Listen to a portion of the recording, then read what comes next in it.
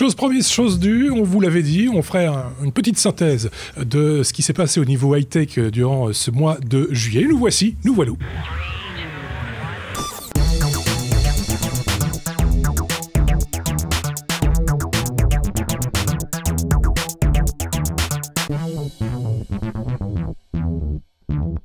Et pour parler nouvelles technologies et faire la revue de presse de ce mois de juillet, on a avec nous de ce côté-ci Sébastien qui revient de vacances. Hello. Et puis un nouveau chroniqueur, mais que vous connaissez déjà, puisque c'est avec lui que nous parcourons les véhicules électriques.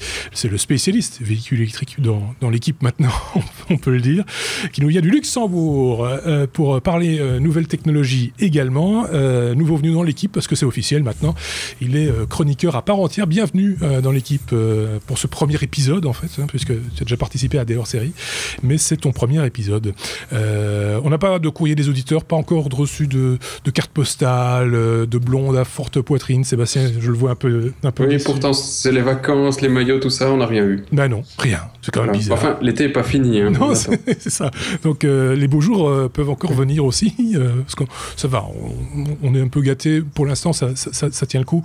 Ça a mis du temps à démarrer, mais là, ça va. On profite un petit peu du beau temps. En tout cas, on essaye. Donc, on va vous faire cette fameuse revue de presse comme on a l'habitude de le faire, vous le savez, c'est un petit peu comme ça que ça se passe, chacun regarde un petit peu et suit l'actualité technologique. Alors on ne peut pas parler de tout évidemment, ça c'est clair, mais on vous parle de ce qu'on a vu nous, en tout cas de ce qu'a vu Sébastien et Bruno, et on va commencer tout de suite avec la lettre A. A comme Amazon, Sébastien, puisqu'Amazon se lance dans le prêt étudiant, j'allais dire dans la livraison, mais ça on en reparlera un petit peu plus tard, dans le prêt étudiant, ça c'est une nouvelle corde à l'arc d'Amazon, si je puis dire. Oui, et c'est absolument pas désintéressé, évidemment, c'est Amazon, et en fait, ils sont associés à une boîte américaine, parce que les prêts étudiants, même si ça se fait dans quelques pays en Europe, c'est quand même assez rare. Aux États-Unis, c'est pour tous les étudiants, ça coûte cher et vilain, et donc ils sont alliés à Wells Fargo, qui donne donc des prêts à ces braves petits étudiants. Et pour ceux qui ont donc un abonnement Prime Student chez Amazon, eh bien, ils ont 0,5% en moins sur leur prêt étudiant en intérêt, donc c'est quand même pas ridicule. Mais ils ont à côté de ça évidemment l'abonnement chez Amazon pour profiter des films, séries, autres trucs à télécharger et le 2 jours pour la livraison aux États-Unis. Donc c'est un peu viens chez nous pour tout acheter et tu paieras un petit peu moins cher pour tes études. C'est un peu comme ça que le truc est présenté. C'est un argument. Voilà, surtout quand tu passes, alors les taux pour le moment eux c'est 3,39%, si tu passes à 2,89, c'est vrai que ça fait quand même quelques milliers de dollars d'économie sur tes études, donc c'est pas ridicule. Plus quelques avantages, comme tu le disais, qui sont pas ridicules non plus, enfin qui peuvent peser dans la balance, quoi. Oui, et bon, c'est pas ça, les abonnements Prime Student, c'est pas ça qui doit tuer non plus le portefeuille des étudiants. Donc c'est une manière pour Amazon de faire de la visibilité, parce que c'est ça qu'ils cherchent pour leurs abonnements Prime vers le secteur des étudiants.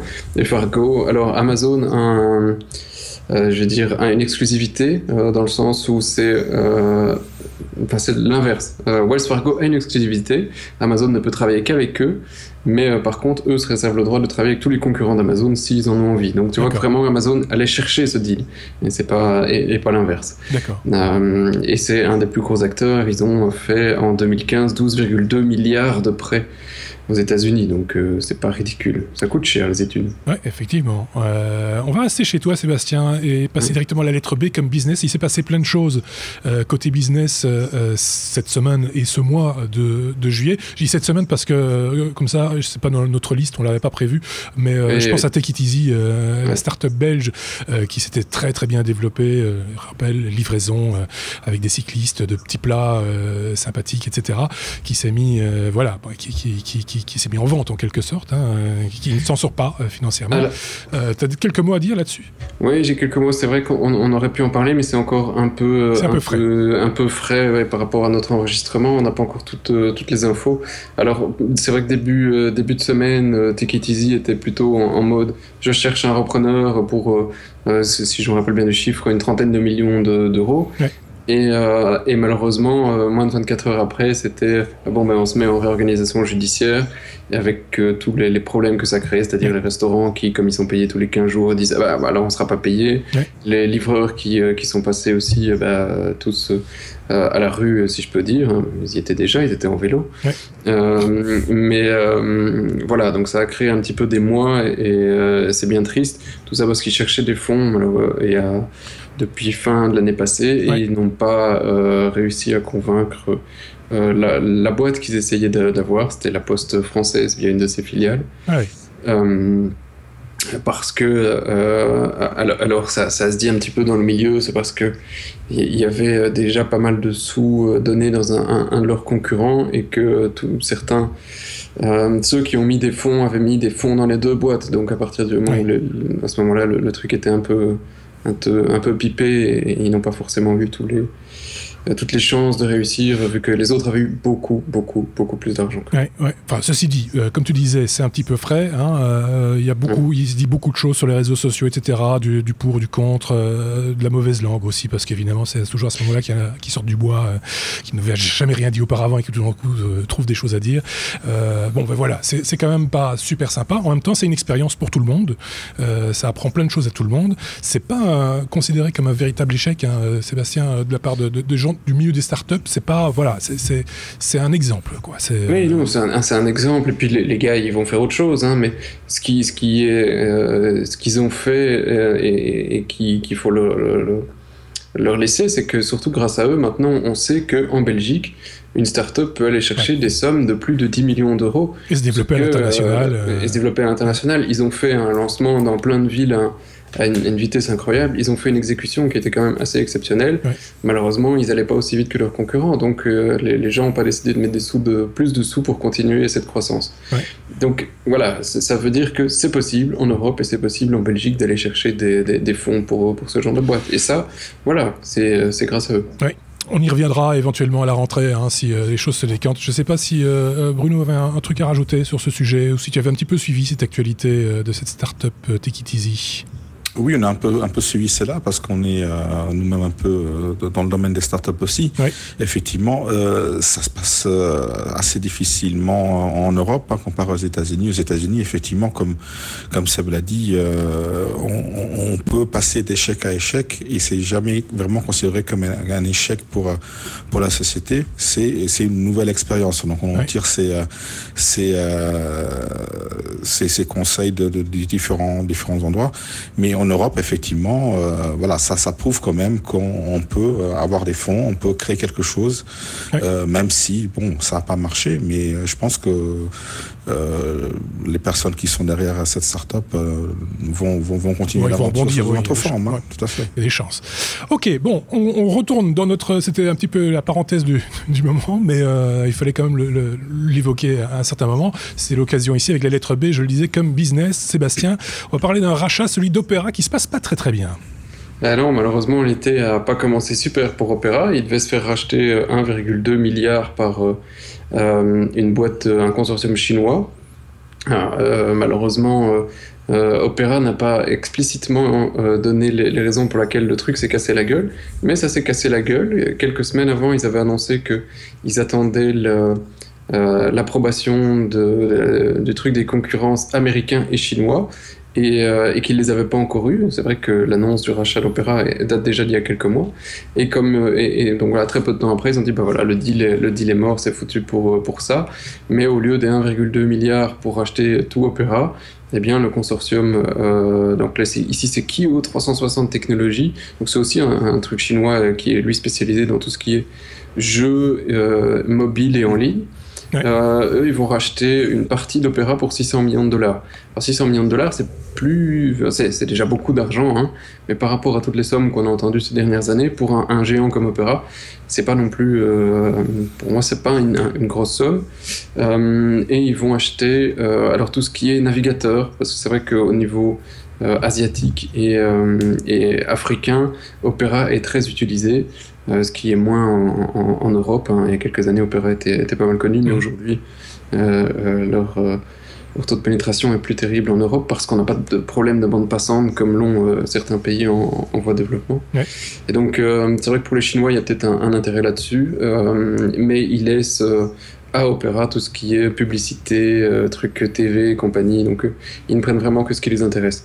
Alors ça doit encore être là aussi approuvé, mais le board d'Opera a déjà dit ok, c'est bon, on passe. C'est donc là, probablement d'une certaine manière la fin d'Opera tel qu'on le connaît aujourd'hui. Oui. C'est peut-être aussi la fin d'un autre géant, Yahoo, tel qu'on le connaît aujourd'hui, puisqu'on l'a appris. Yahoo est à vendre, en quelque sorte, ou est vendu, ou est racheté pour 4,6 milliards de dollars. Hein. Ouais, alors il a été racheté carrément par Verizon, donc c'est un opérateur, donc Yahoo, c'est un peu tout le début d'Internet, c'est un des grands noms qu'on connaissait avec AltaVista qui est déjà mort aussi. Oui. Et AOL avait aussi été racheté par Verizon en 2015 pour une somme assez similaire. Donc ils vont être intégrés à Verizon. Donc Yahoo il se portait pas bien, hein. Marissa Mayer était arrivée et elle avait pas mal fait de modifs dans la boîte, mais ça n'a pas réussi à convaincre tout le monde, ni les actionnaires, ni les utilisateurs. Et au premier trimestre, ils avaient quand même déjà perdu quasi un demi-milliard, 440 millions. Oui. Donc ça allait pas bien. Donc ils ont vendu tout, donc ce que ce soit le mail, le truc de recherche, le truc de messagerie, tout est vendu, la publicité, sauf deux petites choses. C'est alors les cash, ils gardent leur cash. Ouais. Donc ils avaient une petite réserve qui gardent voilà, pour leurs futurs actionnaires, hein, et ils gardent leur participation dans Alibaba. D'accord. Donc, mais en même temps ils vont devoir changer de nom aussi parce que la marque elle est transférée à Verizon, et donc ça va juste être une société qui va gérer ses participations et essayer de faire un peu d'argent, récupérer de l'argent à ses actionnaires. Ce qui est amusant, c'est que je ne sais pas si tu te souviens, Microsoft avait essayé de les racheter en 2008. Je me demande si on n'a pas déjà parlé. Non, pas le podcast, le tout premier, ça doit être de 2009, non? Oui, ça doit être quelque chose comme ça. Ouais. C'est ça, hein. Eh bien, à l'époque, Microsoft avait essayé de les racheter et c'était pour. T'as plus une idée du chiffre? Oh non. 44 milliards. Ah oui. Donc en 2008, Microsoft a proposé 44 milliards et ils ont refusé à l'époque, hein, et c'était pas encore Marissa Mayer. Elle est arrivée peu de temps après. Et ben voilà, maintenant c'est 4 milliards. Ça a quand même pas mal baissé en moins de 10 ans. Ils ont fermé beaucoup de trucs aussi en 10 ans. Hein, en moins de 10 ans. Il y avait quand même pas mal de choses qui étaient sympathiques et qui ont disparu, quoi. Ouais. Maintenant, tu parles de Yahoo, un gamin, il sait même plus qui c'est. Hein. Non. Évidemment. Voilà. Peut-être certaines applications Yahoo qui existent encore et qui voilà. Qu'est-ce qu'il y a? Oui, et donc effectivement, ces applications-là sont encore utilisées quand même pas mal. Hein, et je parle notamment de Yahoo Weather. Ouais. Mais ces applications vont complètement disparaître. Hein, donc c'est confirmé par Verizon. Ça tout sera vraiment fondu dans l'opérateur et petit à petit ils vont fermer ces petits services qui ne rapportent rien. Donc ils vont pas leur apporter. Ils vont peut-être juste réutiliser la technologie, le savoir-faire, mais c'est tout. Hein. Je traîne un peu sur mes mots parce que je suis en train de réfléchir, j'ai un trou de mémoire. Le site de photographie de Flickr, c'est encore à Yahoo, ça, non? Oui, bien sûr, c'est encore à Yahoo. C'est quand même un gros morceau, hein. Je veux dire, mais en le rachetant, ils l'ont un petit peu. Voilà, ils l'ont tué avec les années. Ouais. Donc bon, voilà, Flickr n'est plus ce qu'il était à l'époque. Non, mais pour les photographes, en tout cas les photographes amateurs avertis et plus, ça reste quand même une référence en termes de stockage, de qualité d'image, etc. Oui, c'est beaucoup de nostalgie aussi par rapport au début de Flickr, hein, parce qu'aujourd'hui, je ne vois plus beaucoup de liens passer comme on le voyait à l'époque. On est bien d'accord. Moi, Flickr est en train de mourir comme le reste de Yahoo. Tu vois encore des gens sur Yahoo Mail, mais c'est historique, je pense. Ouais. Ils avaient un truc qui était pas mal du tout. Maintenant, ça me revient au fur et à mesure. C'est c'est un peu l'équivalent de Feedburner chez Google, mais c'était chez Yahoo et ça permettait d'additionner des flux RSS ou XML différents, etc., placer des filtres, etc., pour en ressortir un in fine. Tout ça dynamiquement dans une interface assez intuitive. C'était pas mal. Ils ont fermé ça il y a belle lurette maintenant. C'était bien pratique. Ça permettait de faire pas mal de choses de ce côté-là. Enfin bref. Fermons la parenthèse une fois de plus et attaquons-nous un autre morceau, puisque dans la lettre B comme business, je le disais, il y a 2-3 trucs aussi, comme par exemple ARM, qui se fait racheter pour 31 milliards de dollars. Alors là on parle de pognon. Hein. Ah, c'est du pognon, là, oui. Ça, là, 31 milliards, pour des gars qui, au final, ne produisent rien du tout. Alors, je mets tout de suite des gros guillemets, hein, parce que mais physiquement, ils produisent rien du tout. Oui. Hein, tu vois, ils n'ont pas d'usine, ils n'ont rien, et pourtant, c'est un des plus gros fondeurs virtuels, parce que les gars, ils sont à 60 milliards de devices qui utilisent des processeurs ARM qui ont été distribués l'année passée. C'est énorme. Donc, rien que l'année passée, 60 milliards de devices. Ouais. C'est exceptionnel. Donc ils ont explosé Intel dans tous les sens pour tout ce qui était mobile. Mais comment ils l'ont fait? Eux, ils n'ont pas décidé de produire leurs processeurs. Ils font tous les plans, tous les trucs. Et puis dès que tout est prêt pour être mis en musique, donc produit, eh bien ils licencient ça à toutes les sociétés. Ouais. Et donc et c'est grâce à ces licences qu'ils font énormément d'argent et ils licencient ça à plein de boîtes comme Qualcomm, Samsung, Huawei, Nvidia, Apple. Donc il y en a vraiment chez tous les grands, parce que comme ça voilà, ils sont un peu maîtres de leur truc.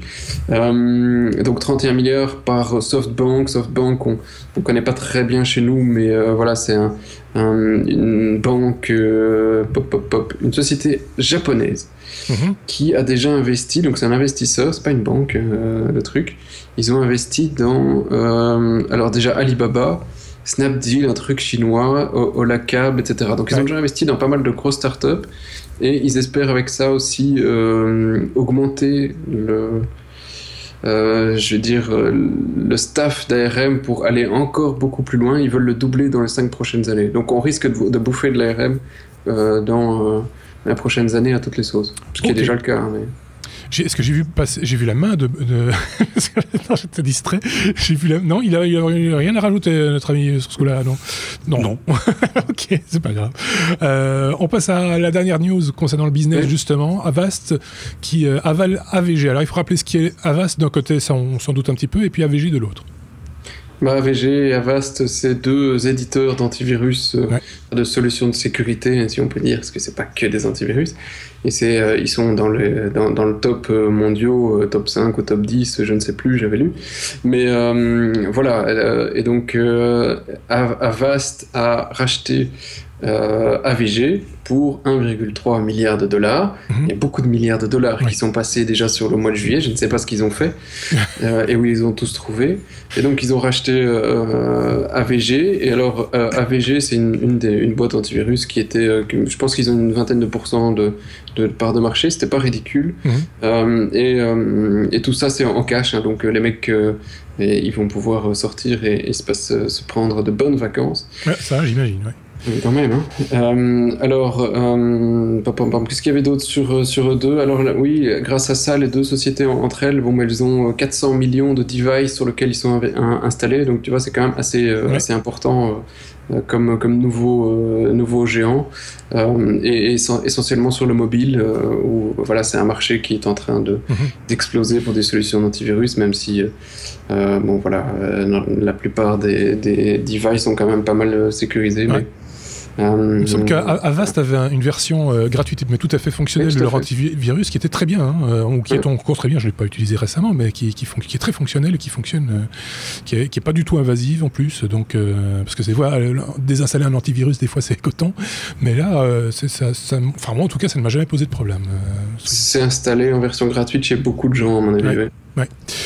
Ok, bon ben voilà, on a fait un petit peu le tour de la lettre B comme business, on passe à la lettre D, parce qu'il n'y a pas de C, comme ça, pour parler de drone avec Bruno. Bruno, un drone pour livrer des donuts et du café, ça c'est une bonne idée. Oui, faut un petit peu plus de légèreté parce qu'avec la lettre B, on a eu trop d'argent qui est passé. Oui, c'est ça. Faire passer autre chose. Un truc à 50 centimes, s'il te plaît. Voilà, donc effectivement, on a parlé souvent dans le podcast de drone. Hein. Là, il y a eu la première utilisation d'un drone pour une livraison qui a été faite aux États-Unis, à Reno, au Nevada, faite par la société qui a mis le drone à disposition, c'est Flirté. Voilà, c'est une société qui est spécialisée là-dedans. Mais la société qui a fait la livraison, pour laquelle cette livraison a été faite, c'est 7-Eleven. Donc 7-Eleven, c'est la plus grande chaîne de supermarchés au monde. En fait, c'est celle qui a le plus de franchises dans le monde entier. On en voit vraiment partout et parfois à chaque coin de rue dans les grandes villes. Et là, qu'est-ce qui a été livré pour la première livraison? Figurez-vous que c'est pas quelque chose que normalement on se ferait livrer comme ça dans un colis, c'est de la nourriture et des boissons. Donc en fait, plus exactement, des donuts, des sandwichs et du café.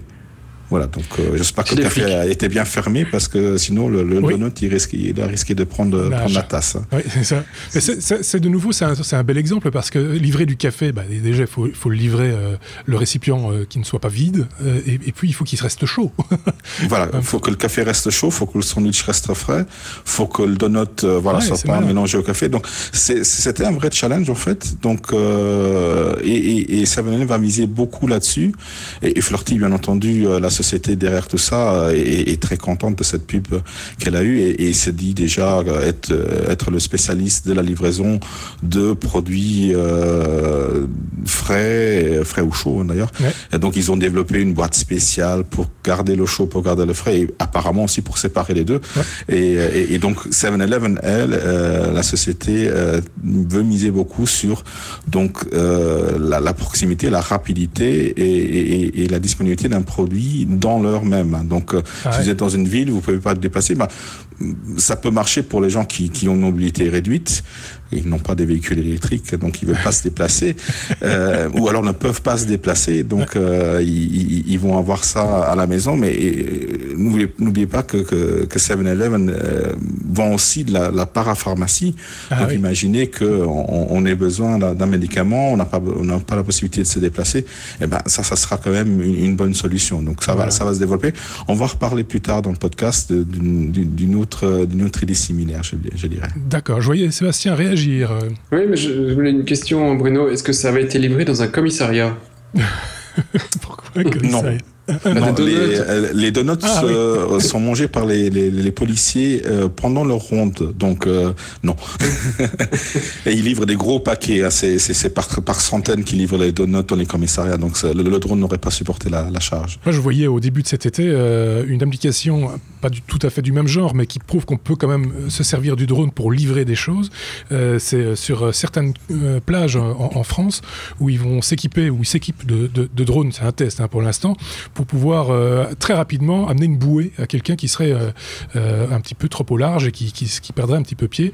Voilà, c'est encore un type d'application des drones, mais beaucoup plus rapidement qu'un nageur ou qu'autre chose également. Oui. Il y avait déjà des tests ou des trucs qui tournaient avec des défibrillateurs aussi, si je ne m'abuse. Ouais, il y a eu ça aussi. J'en ai déjà vu tourner, je pense qu'il y a des trucs qui existent. Ouais. Et voilà, le drone pour un défibrillateur, c'est génial aussi. Bien sûr.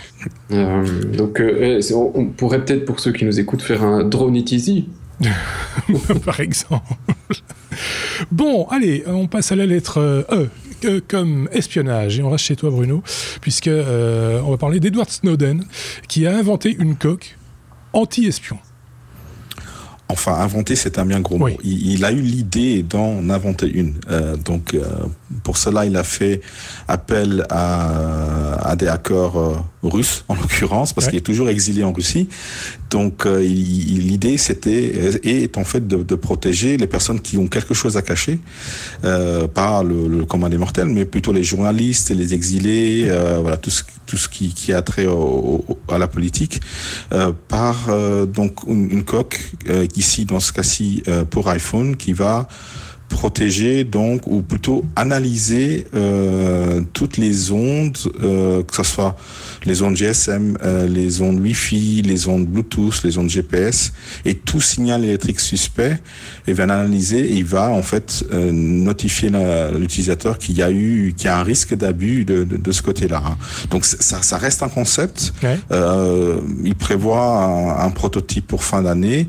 Ce qui est intéressant à savoir, c'est quand même, parce que vous vous dites, voilà, ils vont créer un bidule qui va qui est censé nous protéger des hacks, mais quelle est notre certitude que cet engin-là n'est pas lui-même un mouchoir. Mais en fait, le code source derrière sera open source, donc tout le monde pourra voir comment est construit les programmes qui vont faire cette analyse, et surtout, donc, il va être mis à disposition d'autres développeurs et d'autres concepteurs pour créer d'autres coques. Donc, l'idée, c'est vraiment de développer un concept, de faire un proof of concept, donc avec cette coque-là, mais après de le mettre à disposition de la communauté. Tout ça avec des hackers russes. Ils sont très bons, les Russes. Ils sont bien, les Russes. Hein. Ils sont mis à contribution plein de fois. Dernièrement, c'est Donald Trump qui les a appelés pour aller regarder dans les emails de sa concurrente. Ce qui n'est pas très fair-play, il faut le reconnaître. Ok, je ne sais pas si tu avais un truc à rajouter, Seb, par rapport à cette... Non, quand je vois le titre, je pensais à une coque pour des robignoles, mais apparemment, non. C'est rien à voir. Non, pourquoi on t'espionne de ce côté-là Non, mais c'est une coque de protection pour les ondes, on ne sait jamais. Ah, oui. J'avais déjà vu un truc sur Kickstarter là-dessus. C'était hallucinant. D'accord. Mais on va rester chez toi, Seb, puisqu'on passe à la lettre F comme Facebook. Il se passe des trucs chez Facebook. Et il y a des idées aussi qui émergent du côté de chez Facebook avec tout ce qui se passe dans le monde aujourd'hui. De temps en temps, il est bon de revenir un petit peu à des choses plus terre-à-terre ou plus joyeuses, plus heureuses, plus... Comment dire ? Alors, voilà, il n'y a pas de news dans cet article, c'est juste que moi ça m'a fait réagir parce que, et comme tu le dis toujours, sauf au début de ce podcast, c'est les news telles que nous on les Bien voit, sûr. les trucs qui nous ont fait réagir, et celle-ci m'a fait réagir parce qu'effectivement... On met les liens d'ailleurs, les sources sont reprises dans l'article sur lestechno.be, je tiens à le rappeler.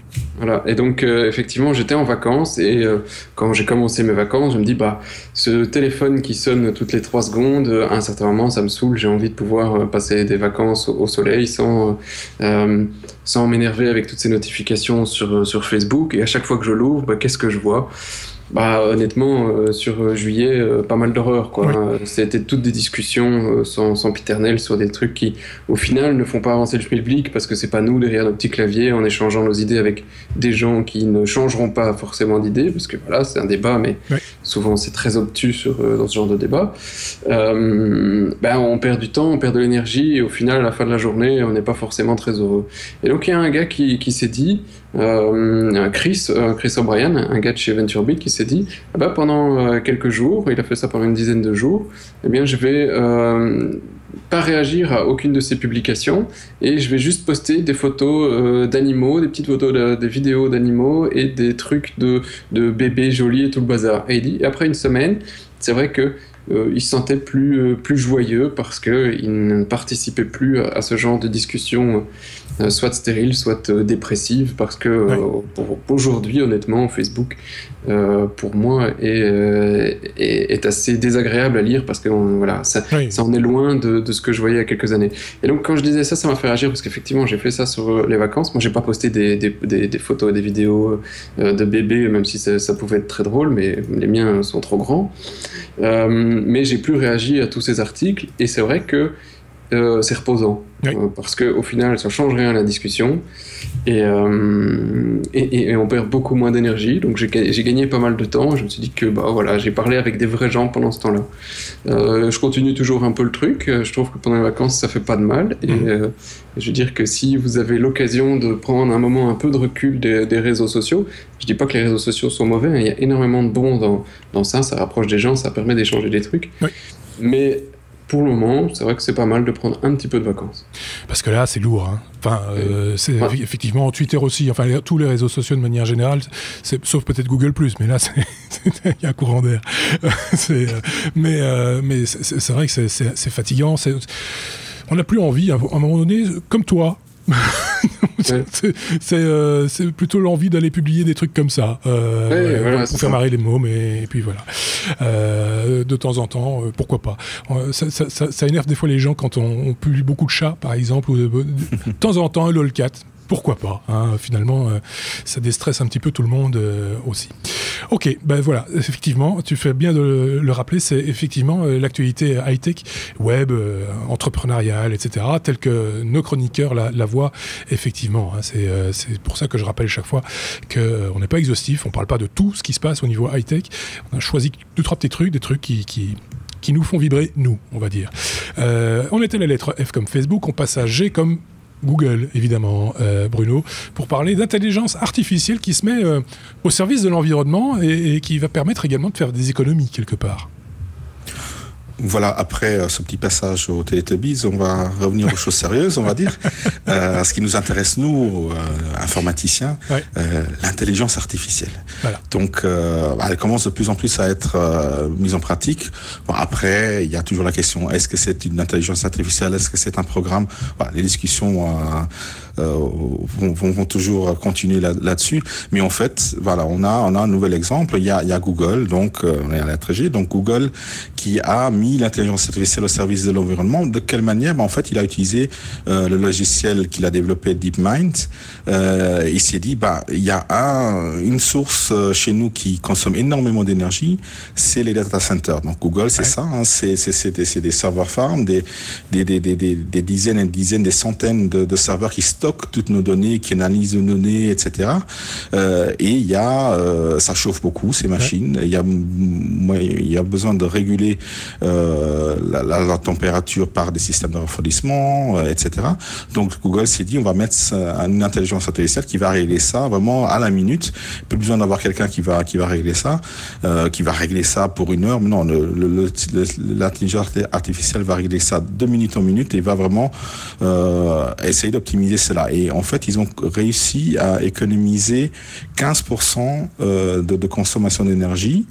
Qu'est-ce que ce logiciel a pu faire? En fait, il y a 120 paramètres qui peuvent être contrôlés par ce programme intelligence artificielle, peu importe comment on l'appelle. Il va régler l'intensité des ventilateurs, l'intensité de la température dans une pièce, il va régler les lumières, etc. Mais aussi, il va régler l'ouverture, la fermeture des fenêtres. Donc là, c'est bien de gagner de l'énergie, mais bon, je vous rappelle un petit peu que c'est comme ça qu'a commencé le Terminator Skynet. Donc, on donne des pouvoirs à une intelligence artificielle. Là, elle peut déjà fermer les fenêtres. Est-ce qu'elle peut fermer les portes? Donc, elle se dit peut-être, s'il n'y a pas d'humain qui rentre dans mon data center, c'est plus sûr, il y a moins d'énergie, donc je vais fermer les portes. Et voilà, et c'est comme ça que ça commence. Oui, en fait, le but de Google sera, ils vont, c'est une bonne expérience, et ils veulent mettre ça dans d'autres data centers, et ils veulent réussir à atteindre un gain d'énergie de 40%. Il faut savoir que ça représenterait quand même plus de 400 millions de dollars d'économies faites par data center. C'est pas rien. Mais voilà. Il y a un risque. Il y avait déjà des programmes chez Google de récupération d'énergie, parce qu'effectivement, toutes ces calories dépensées peuvent être récupérées et utilisées et être recyclées en quelque sorte. Ça existe déjà. Moi, j'avais vu ça lorsqu'ils ont créé le data center ici en Belgique, du côté de Mons. Il y a déjà, ils ont toujours été un petit peu au taquet par rapport à tout ce qui était environnement, économie d'énergie. Je pense que c'est plus l'économie qu'ils peuvent faire substantiellement sur les moyens financiers à mettre en œuvre. Ça les intéresse au premier chef. Et puis, bon, bien sûr, il y a un côté sympathique aussi à la chose, qui est on dépense moins, on économise de l'énergie, on pollue moins également. Donc, c'est plutôt bien vu. Je pense qu'ils ne sont pas les seuls à être sur la balle. Hein. Je pense que du côté de chez Apple, ils ne sont pas en reste non plus. Je ne sais pas, Sébastien, si tu as des infos là-dessus. Oui, on a déjà pas mal parlé des data centers d'Apple. On a dit qu'ils étaient neutres, machin, etc. Je voulais juste faire un petit cocorico, mais si Google voulait vraiment régler des problèmes de chauffage, c'est vrai qu'ils ont un Nest en interne, hein. Sinon il y a une boîte belge, Snugger, qui peut les aider pour régler la température dans leur data center. C'est vrai. Voilà, effectivement. Snugger, effectivement. Je rappelle également qu'il y avait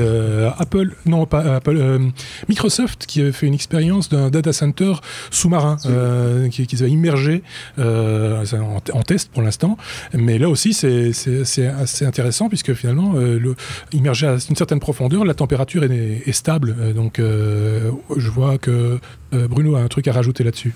Oui, mais en fait, il faut acheter des terrains au pôle Nord parce que là, c'est un frigo. Donc, oui, mais enfin, on va pas dégeler le pôle Nord quand même. C'est déjà le cas. C'est déjà en route. Bon, bref, voilà, il y a plein de choses à dire sur ce sujet, vous l'avez remarqué. Si vous, de votre côté, vous avez des informations, des trucs à rajouter, comme on a l'habitude de le dire, n'hésitez pas, on essaiera de s'en faire l'écho, mais là, pas tout de suite, parce qu'au mois d'août, on lève encore le pied un petit peu jusqu'à la rentrée de septembre. On n'a pas terminé ce 87e épisode un petit peu particulier, puisqu'on reprend l'actualité d'un mois passé, du mois de juillet. On va rester chez Bruno pour parler du truc qui a marqué ce mois de juillet, on peut bien le dire. C'est cette histoire de Pokémon Go, le phénomène Pokémon Go qui fait exploser l'action en bourse de Nintendo, et on se demande bien pourquoi. Oui, effectivement. On a hésité à en parler parce que ça énerve beaucoup de gens, on va dire. Mais bon, c'est quand même un phénomène, on ne peut pas passer outre. Voilà, on adhère, on n'adhère pas, c'est une chose, mais on peut pas passer à côté de ce phénomène. Bon, Pokémon, je vais pas rappeler ce que c'est comme système, comme jeu, comme univers. Mais Pokémon Go, on n'est pas là pour faire des reviews de jeux. Voilà. En fait, c'est vraiment notre vue à nouveau sur ce phénomène-là.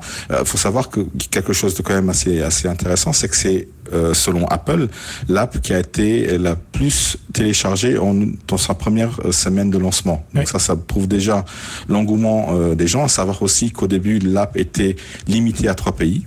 Voilà. Après, il y avait moyen de contourner ces blocages et on a vite vu des gens dans nos contrées, en Belgique, au Luxembourg, en France, utiliser Pokémon Go. On a vite vu apparaître des accidents de la route à cause de ça aussi.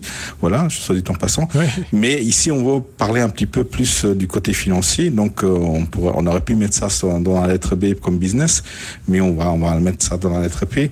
La société qui développe ça, c'est pas Nintendo comme beaucoup de gens peuvent le croire. C'est Niantic, c'est une société américaine qui dont les droits après en fait de l'utilisation de la marque Pokémon vont à une société qui s'appelle Pokémon Company et là effectivement Nintendo est actionnaire à 32% de cette société là. Donc ce qui explique un petit peu pourquoi est-ce que l'action Nintendo a quasi doublé en 2 semaines. Ouais. Donc ceux qui avaient des actions avant le lancement ont bien fait d'attendre encore quelques semaines. J'espère qu'ils ont vendu parce que là l'action est en train de dégringoler. Oui. Pourquoi ? En fait c'est un peu la faute à Nintendo. Nintendo a simplement et je cite Nintendo a dit en prenant le contexte actuel en compte, l'entreprise ne modifiera pas pour le moment ses prévisions financières. En gros, elle dit que grâce à Pokémon Go, ça va pas aller mieux pour Nintendo. C'est ça. Donc parce que pour Nintendo, ça se passe pas très bien en ce moment. Hein. Donc voilà, donc ils sont un peu à la recherche de nouvelles rentrées d'argent. Ça fait des années que tous les analystes estiment que Nintendo doit aller vers les smartphones, vers le mobile. Ils ne veulent pas le faire. Indirectement, Pokémon Go a été le lancement d'un premier produit Nintendo sur smartphone et je pense que c'est un produit qui intéresse beaucoup de gens, justement dû au fait qu'il y a une communauté Nintendo, des fans Nintendo. Hein. Donc, oui, en plus, sur le Pokémon, en l'occurrence, c'est générationnel aussi. Il y a plein de gamins qui ont aimé les Pokémon, et puis tout d'un coup, là, ils sont un peu plus vieux, et puis on leur met une application comme ça dans les pattes. Plus le fait que Nintendo a toujours refusé, comme tu le disais, quelque part, ils ont raté le virage de l'application mobile et du jeu en mobile, c'est ce qui est quand même assez ballot. Et là, j'entendais aussi l'annonce, parmi les différentes choses qui avaient été énoncées, si je ne dis pas de bêtises, Bruno, c'est qu'ils avaient dit c'est pas nous. En gros, c'est pas nous. C'est une start-up californienne. Nous, on a cédé nos droits sur le personnage et ils nous payent des dividendes là-dessus, mais c'est pas nous. On n'a rien fait. En gros, si ça se casse la gueule, s'il y a des problèmes, c'est pas de notre faute. Si vous avez des accidents, c'est de la faute aux autres. C'est assez particulier quand même comme façon comme posture. On a rarement vu un truc pareil. Un tel succès, un tel engouement et sans laver les mains. Finalement, c'est assez particulier. On va rester chez toi, on va encore parler de Nintendo, puisqu'on passe à la lettre R comme rétro gaming. Nintendo qui, dans la foulée, lance un vieux truc. C'est une mini NES, mais pas cher, 60 € seulement. C'est vraiment des trucs rigiki. En fait, oui. Je pense que là, ils ont quand même profité de l'engouement Pokémon pour redorer leur blason. Donc Nintendo s'est empressé d'annoncer qu'ils allaient sortir une mini NES. En fait, c'est une version miniaturisée avec quasiment la même forme que la NES des années 80, avec des contrôleurs qui sont des reproductions, mais qui ont le look and feel exact des manettes classiques de l'époque. Et en fait, le petit bidule intégrera une trentaine de jeux, des vrais classiques de l'époque. On pourra les jouer à plusieurs, à deux, parce qu'il y a 2 ports manettes à l'avant de l'appareil. Ceux qui regardent le podcast peuvent le voir. C'est exactement la même forme que la NES de l'époque, mais un tiers de la taille. Donc, a priori, ça sera pas compatible avec les anciennes cartouches. D'ailleurs, Nintendo n'a pas du tout annoncé la possibilité d'insérer des cartouches. On pourra y jouer avec la manette offerte dans le pack à 60 €. Il y aura une manette supplémentaire qu'on pourra racheter pour à peu près 10 €. Mais en plus, on pourra utiliser une manette Wii pour y jouer. Elle est annoncée pour le 11 novembre. Donc bientôt finalement. Donc le temps de finaliser un peu la technologie à l'intérieur, parce que c'est pas très compliqué. Il y a pas mal d'émulateurs qui le font très bien. Donc c'est quelques puces à intégrer, mettre quelques ROM des jeux dedans et c'est parti. Donc ça sort sur quel type de port, HDMI ou Ça sort exactement. En fait, c'est l'intérêt de cette machine-là, c'est effectivement qu'elle a un port HDMI et qui pourra être connecté à n'importe quelle télé de nos jours ou même ordinateur. Donc ça, c'est pour le prix. Si on est fan de rétro gaming, et il y en a beaucoup. Il y a vraiment une scission entre les gens qui aiment les nouveaux jeux et ceux qui sont restés bloqués à une certaine époque. C'est clair, on en est là. Donc c'est quelque chose qui va marcher du tonnerre et ça va peut-être relancer Nintendo comme il faut. C'est pas les seuls à se relancer dans ce segment-là. Petite précision, ils ont en même temps non, ils avaient annoncé la prochaine génération de consoles de salon, Nintendo, la NX, et finalement les dernières informations disent que ça sera une console de salon mais portable. Donc on pourra détacher de son socle et prendre avec. Donc ils y vont vers le mobile, mais d'une autre manière qu'on l'aurait cru. Je crois même avoir entendu qu'il s'agirait d'une puce Nvidia dans cette nouvelle console. Donc, tout à fait, oui. C'est pas les seuls, je disais. Nintendo a joué la carte du rétro gaming, puisque Sega s'y place également. Et oui, et bizarrement, cette annonce de Sega a été faite le jour après l'annonce de Nintendo.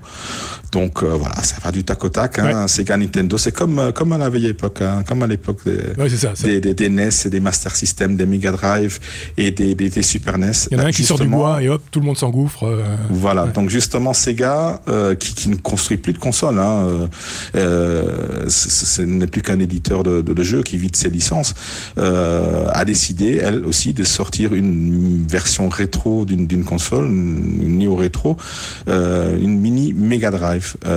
Voilà. Donc, pour concurrencer la mini NES, c'est une autre génération de consoles, une autre génération de jeux, mais voilà, Sega annonce beaucoup plus que Nintendo. Donc Nintendo annonce 30 jeux sur la mini NES. Sega annonce 80 jeux sur la mini Mega Drive, ce qui est déjà pas mal. 2 pads de contrôleurs sans fil intégrés. La possibilité d'insérer les cartouches Mega Drive originales. Le tout pour exactement le même prix, $60. Oui, c'est très agressif.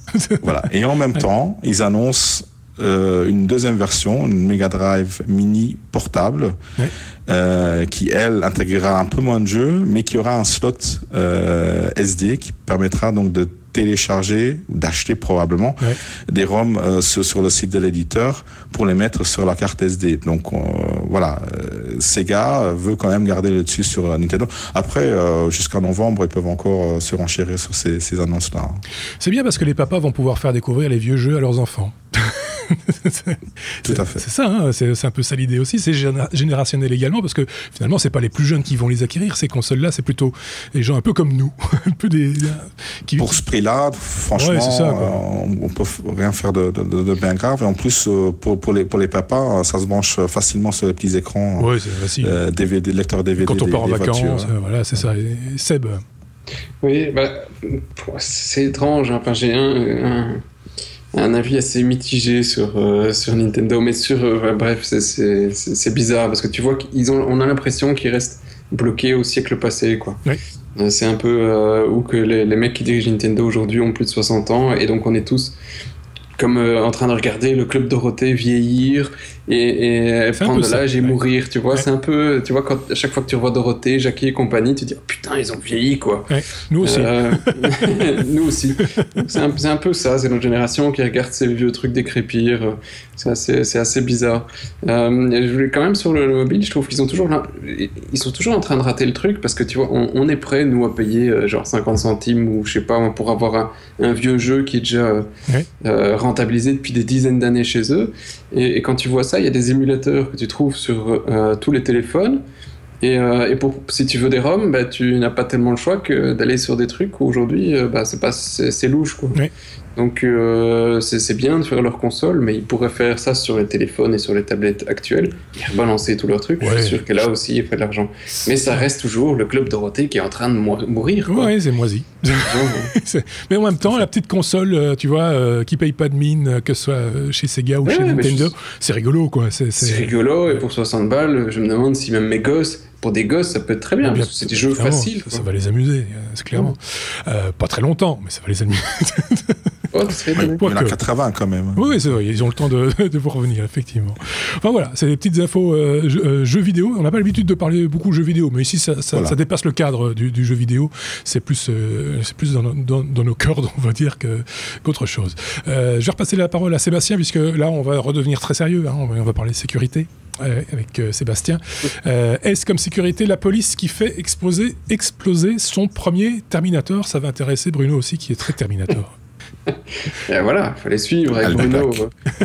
Donc, pendant que Google s'amusait dans ses data centers, la police de Dallas, on a tous vu ce qui s'est passé à Dallas. Hein, c'est la dernière information lourde que toi tu as regardée avant de poster les télés de mise.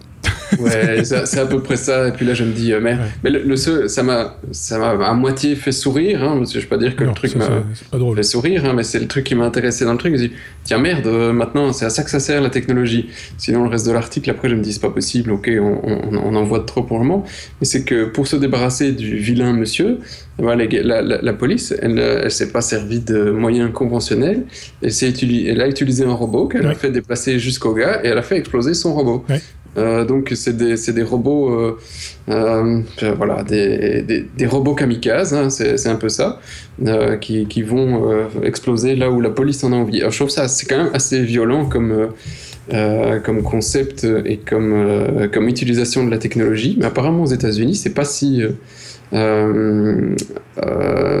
c'est pas encore si répandu question d'utilisation, mais c'est répandu dans les forces de police. Il y en a déjà eu quelques centaines qui ont été distribués. Ils en ont 451 dans les forces de police. Et donc, ce sont des robots qui sont spécifiquement conçus pour cette mission-là. Des robots qui sont conçus pour ça, qui ont été distribués par le Pentagone. Donc, c'est vraiment déplacé par la police, aller jusqu'à un certain endroit et s'exploser comme... moi, je pensais qu'ils avaient utilisé un robot démineur comme toutes les polices du monde maintenant en ont certainement, et qu'ils l'avaient juste un peu chargé. Donc t'as quand même un mec, et le Pentagone en l'occurrence, qui a pensé un jour, je vais faire des robots qui vont se déplacer se faire déplacer par l'homme pour aller se faire exploser un peu plus loin, pour éviter évidemment qu'un flic ne prenne le risque. Hein, donc ça, on peut le comprendre. Et envoyer un animal, ça n'aurait pas été de bon ton. Oui, c'est clair. Non, mais c'est vrai. Ou un chercheur de Pokémon. Un chercheur de Pokémon. Non, on lui dit qu'il y a un Pokémon là, et puis on l'envoie. Bon, ça prête à sourire, mais effectivement, mais ça ouvre une porte incroyable. Hein, oui, voilà. C'est assez interpellant comme utilisation. On a très peu parlé dans les médias de comment c'est arrivé, comment ils ont géré le truc. C'est un truc qui date de avant l'administration Obama, et l'administration Obama a eu tendance plutôt à la réduire, donc ils ont essayé de faire revenir ces robots pour arrêter que les polices ne puissent les utiliser, donc ils en ont quand même récupéré un paquet, et le Pentagone n'a plus maintenant l'autorisation de l'administration de distribuer ce genre de trucs.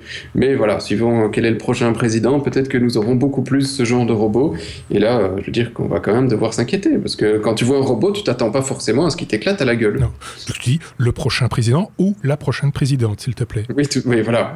Ah oui, mais t'affiches une opinion, ça ne va pas. Ok, bon on va regarder, comme on a l'habitude de lire, un œil sur ce genre d'informations, parce que c'est vrai que dans l'échelle des trucs tordus qu'on a pu voir dernièrement, on parlait des violences, etc., c'est passé un petit peu aux oubliettes, hein, mais c'est vrai que c'est interpellant. C'est la première fois que la police aux États-Unis utilisait ce genre de robot. Ouais.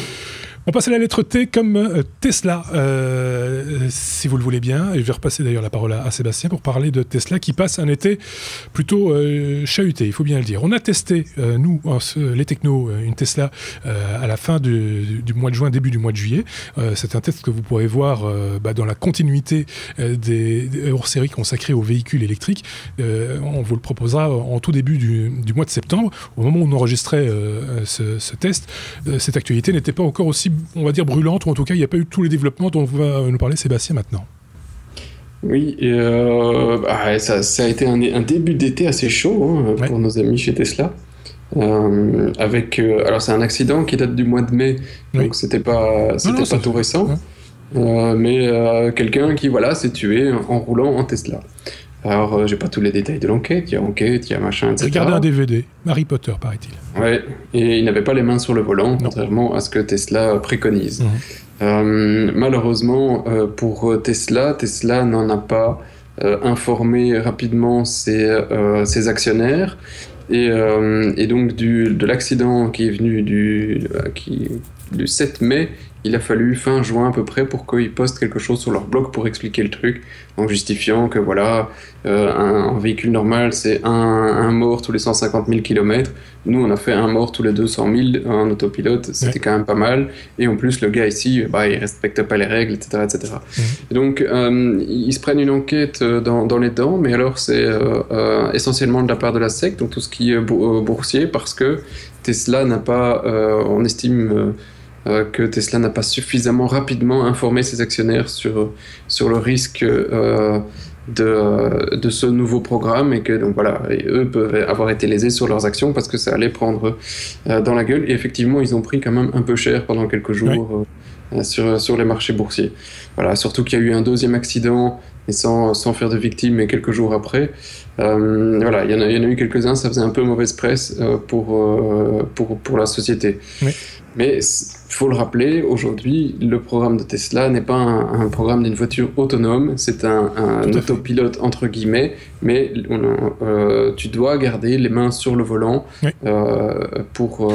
Comme d'ailleurs d'autres marques le proposent, hein, ils n'ont pas d'exclusivité sur ce genre de truc. BMW, Mercedes, Volvo, je ne cite que quelques marques, Kia maintenant aussi, je pense, Nissan propose de plus en plus d'aide à la conduite, en fait, un petit peu comme on a déjà quelques aides à la conduite, comme le limiteur de vitesse, ou des trucs comme ça. C'est un peu dans le même principe, mais ça va un petit peu plus loin quand même. C'est vrai que c'est tentant de retirer les mains du volant, parce que ça fonctionne quand même tout seul, quoi. C'est assez bluffant. Mais on y reviendra, bien entendu. Bruno, on reste dans le même domaine, puisque toi tu vas nous parler d'Elon Musk, donc le patron de Tesla, mais pas uniquement de Tesla, de SolarCity également, et d'autres sociétés bien connues, pour présenter, qui a présenté il y a une semaine ou deux maintenant, son master plan, mais la deuxième partie, celle qu'on ne connaissait pas encore. C'est peut-être ça qui a rassuré d'ailleurs les actionnaires de la boîte. Oui, en fait, c'était vraiment une réponse directe à ces problèmes financiers qu'a connu Tesla. Enfin, les problèmes financiers, je veux dire, ces petits... Il fallait réagir. Il fallait réagir. Donc, Elon Musk s'est dit, j'ai préparé mon master plan part 2, et comme il l'appelle, part 2, c'est la partie 2, oui, en français, dans le texte.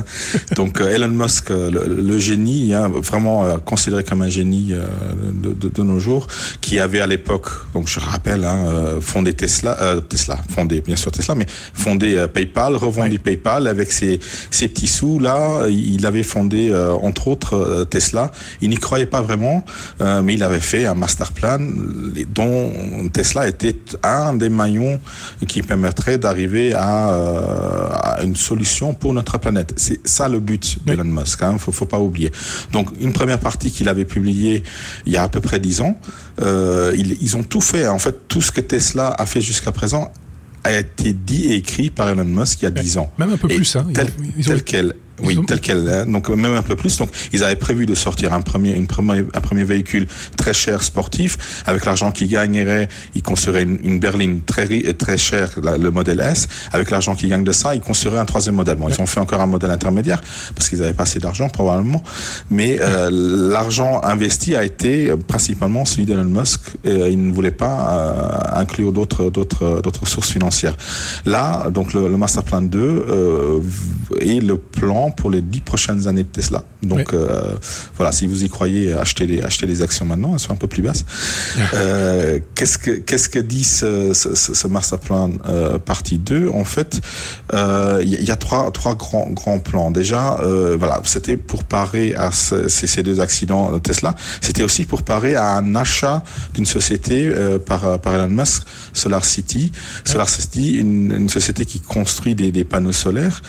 Vous me direz, oui, ça va un peu de pair, oui, mais c'est pas si évident que ça. En fait, l'idée d'Elon Musk, qu'il a nommé dans le Master Plan 2, c'est de rassembler justement la création, la fabrication, la génération d'énergie par des panneaux solaires, le stockage par des batteries. Il ne faut pas oublier que Tesla produit surtout des batteries, aussi des voitures, et on stocke l'énergie solaire, surtout, ou éolienne, dans des batteries, mais aussi dans les Tesla. Donc une Tesla est censée être une grande batterie où on va stocker de l'énergie. Donc c'est le gros problème de nos jours, c'est ça. Donc le problème d'avoir différentes sociétés qui créent cela est un problème. Donc Elon Musk a racheté SolarCity et est en passe de fusionner Tesla et SolarCity pour avoir une seule société qui produit des panneaux solaires, qui produit des batteries et qui produit des voitures. Donc ça, c'est le premier point du Master Plan 2. Deuxième point, on va être bref parce que voilà, c'est tout un roman. Tesla a créé des voitures. C'est une solution pour le transport d'individus, que ce soit des petits groupes. Mais Tesla veut aussi construire, créer, développer, concevoir des bus électriques, des moyens de transport en commun électriques. Et là, personne n'y a pensé jusqu'à présent parce que c'est tout à fait une autre transport histoire. De masse, quoi. Oui. Transport de masse, tout à fait. Après, ils vont généralement ils font pas ça comme les autres, donc ils vont inventer des nouveaux concepts pour que ça fonctionne, pour que ça apporte quelque chose de révolutionnaire. Autre pendant dans la logistique, on va dire, c'est le transport de marchandises. Donc Tesla veut révolutionner le transport de marchandises, des poids lourds, et créer des poids lourds électriques aussi. C'est ça. Ok. Donc ça, c'est le deuxième point du Master Plan Part 2. Le troisième point, et là, ça, c'est vraiment la réponse aux deux accidents d'autopilote, c'est les véhicules autonomes. Donc l'autopilote n'est qu'à la première étape pour Tesla, pour Elon Musk, dans ce qui va devenir des véhicules autonomes. Oui. Donc tous ces véhicules, les voitures, les bus, les poids lourds, devront à un certain moment pouvoir rouler d'eux-mêmes. Sans conducteur. Sans conducteur, vraiment de manière autonome. Et Tesla va même plus loin. Elon Musk va même plus loin, pardon. Achetez une Tesla dans 5 ans. Votre Tesla fera partie d'un réseau de taxis autonomes. Vous pourrez vous-même laisser votre Tesla vous rapporter de l'argent.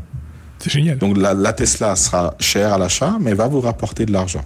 Donc quelqu'un va appeler une Tesla, la Tesla va venir chez vous, va vous amener sans que vous ayez à conduire d'un point A à un point B, et elle va retourner au garage de la personne du propriétaire. Ce que certaines startups proposent déjà aujourd'hui, mais avec des conducteurs évidemment, c'est par exemple de partager sa voiture avec autrui. Ça existe en Belgique, en Flandre en particulier, il y a une startup qui fait ça, ou de mettre des voitures à disposition de différents ménages qui se la partagent à différents horaires, etc. Et avec une application derrière qui va gérer tout ça. Puis si on rajoute une couche aussi, il y a Uber également qui rentre en ligne de compte quelque part. Ça rentre un petit peu dans les mêmes cercles. Hein.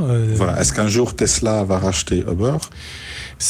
Mais je pense que Uber, le principe même, c'est ce qu'il développe, c'est un soft, c'est une application. Le chauffeur, quelque part, c'est le maillon faible du principe. Demain, Uber sera à même de piloter des voitures, d'autopiloter des véhicules. Mais ça, c'est pour après-demain, sans doute, hein, pas demain. Tout à fait. Donc l'idée, c'est vraiment de mettre tout ça en place dans les 10 prochaines années. Donc ça va aller très vite. Hein.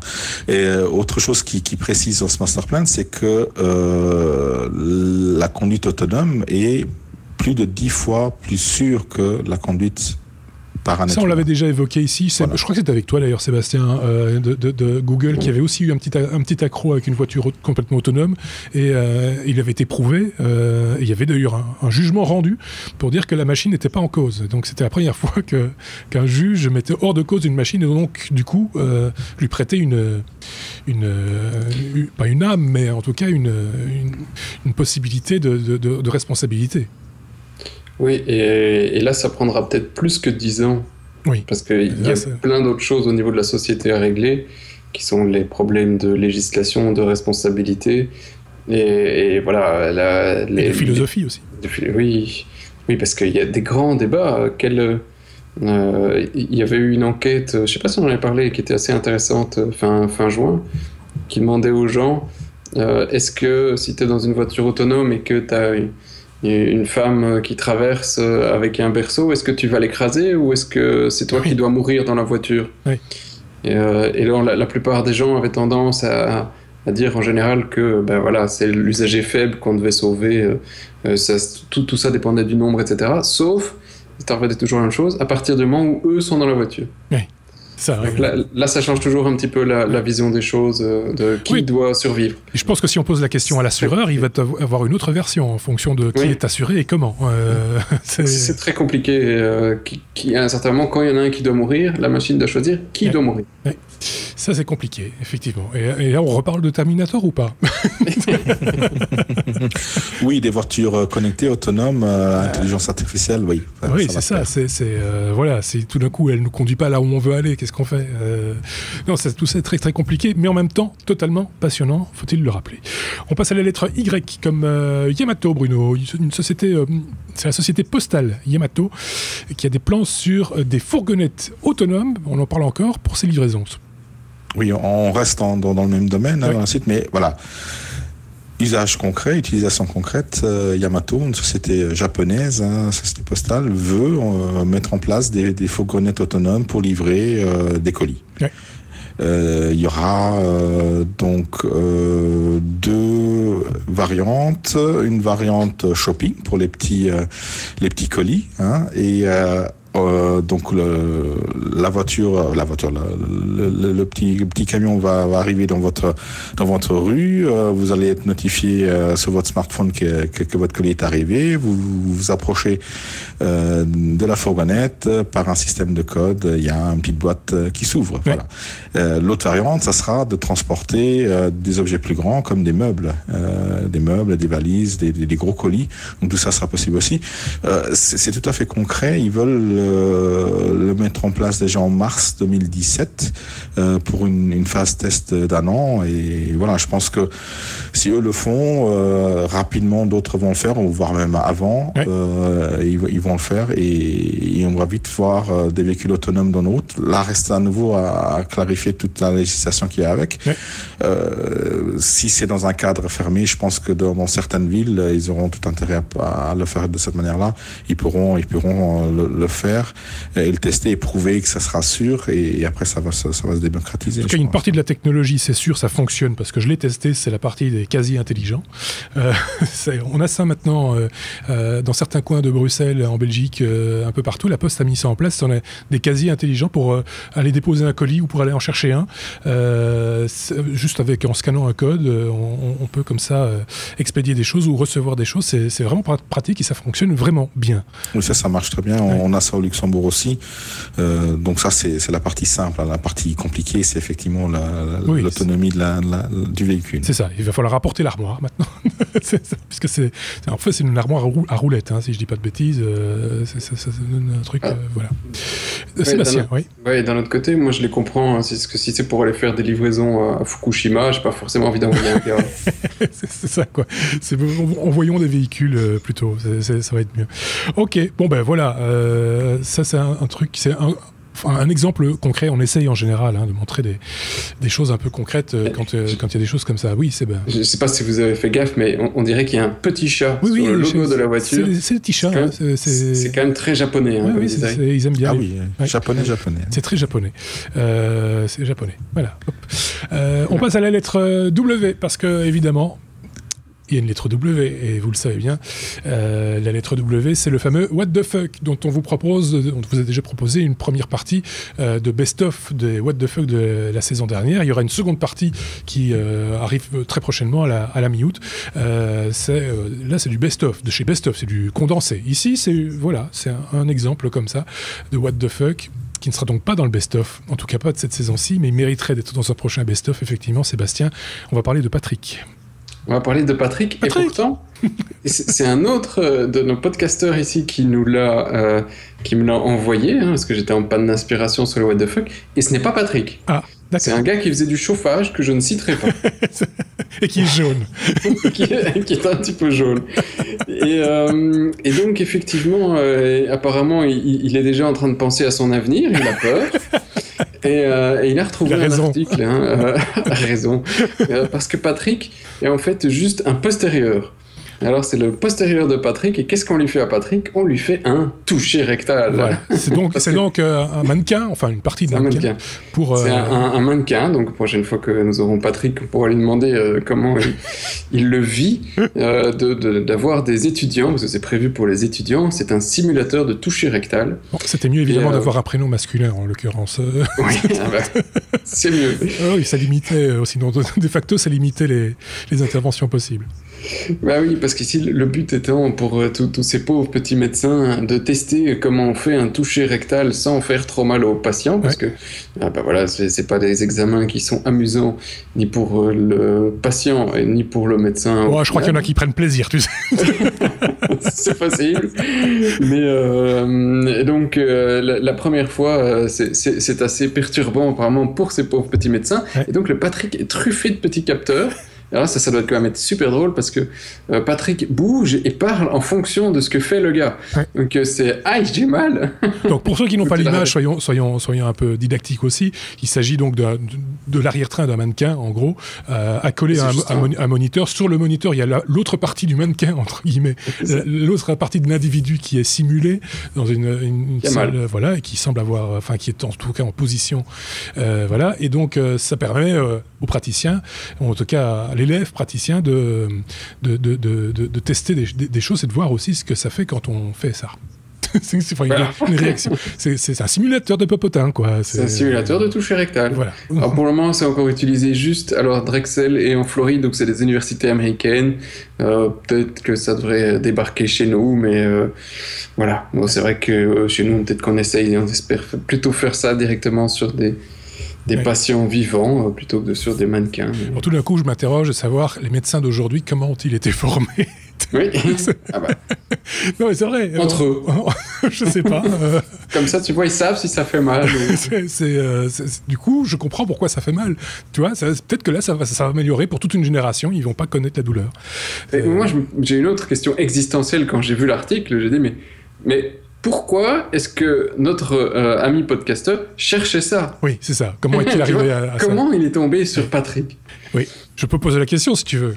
Oui. Xavier, comment est-ce possible ? Non, mais c'est vrai, c'est comme le mec qui a bu la première fois du lait. Qu'est-ce qu'il cherchait exactement ?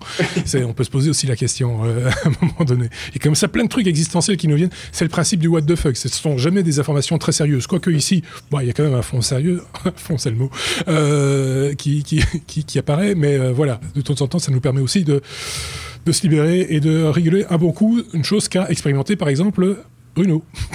Pas du tout. Non, en fait, l'humour, je parlais. J'anticipe un petit peu les commentaires des podcasteurs. Ouais. On n'a pas bu de l'alcool avant de faire le podcast. Non, du tout. Parce que le Y, il vient bien après le W. Oui. Hein, donc, voilà, juste pour que ça soit clair. Ouais, mais en même temps, on termine toujours pour la lettre W, quoi qu'il arrive. Oui, c'est pour une fois, on a trouvé un Y. Ouais. On a eu un Z aussi une fois qu'on avait mis avant, mais c'est pas grave. Ça nous arrive comme ça de se mélanger. Voilà, il a appris un truc aussi, et vous aussi, par la même occasion.